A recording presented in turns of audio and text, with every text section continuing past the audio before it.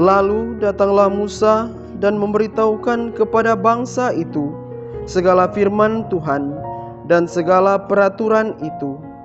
Maka seluruh bangsa itu menjawab serentak, "Segala firman yang telah diucapkan Tuhan itu akan kami lakukan." Lalu Musa menuliskan segala firman Tuhan itu.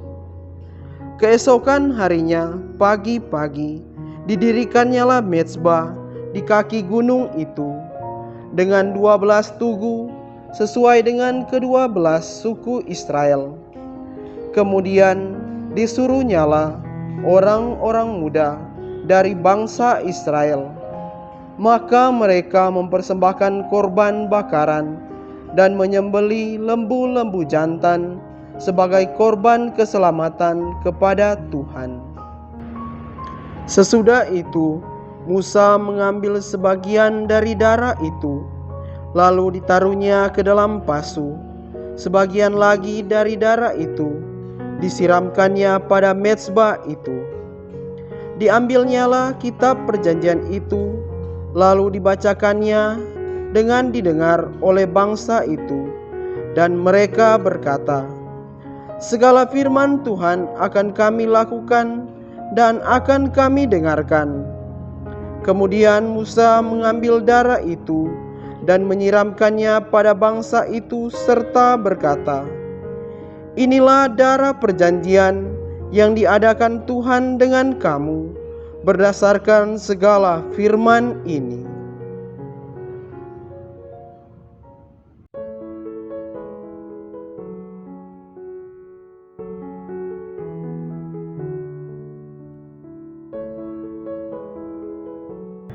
Yesus membentangkan suatu perumpamaan lain lagi kepada mereka.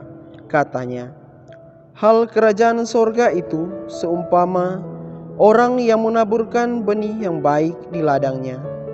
Tetapi pada waktu semua orang tidur, datanglah musuhnya menaburkan benih lalang di antara gandum itu, lalu pergi. Ketika gandum itu tumbuh dan mulai berbulir, nampak jugalah lalang itu. Maka datanglah hamba-hamba tuan ladang itu kepadanya dan berkata, 'Tuan, bukankah benih baik yang Tuan taburkan di ladang Tuan? Dari manakah lalang itu?' Jawab tuan itu, 'Seorang musuh yang melakukannya.' Lalu berkatalah hamba-hamba itu kepadanya, 'Jadi, maukah Tuan supaya kami pergi mencabut lalang itu?' Tetapi ia berkata, 'Jangan, sebab mungkin gandum itu ikut tercabut pada waktu kamu mencabut lalang itu. Biarkanlah keduanya tumbuh bersama sampai waktu menuai. Pada waktu itu, aku akan berkata kepada para penuai, kumpulkanlah dahulu lalang itu dan ikatlah berberkas-berkas untuk dibakar. Kemudian kumpulkanlah gandum itu ke dalam lumbungku.'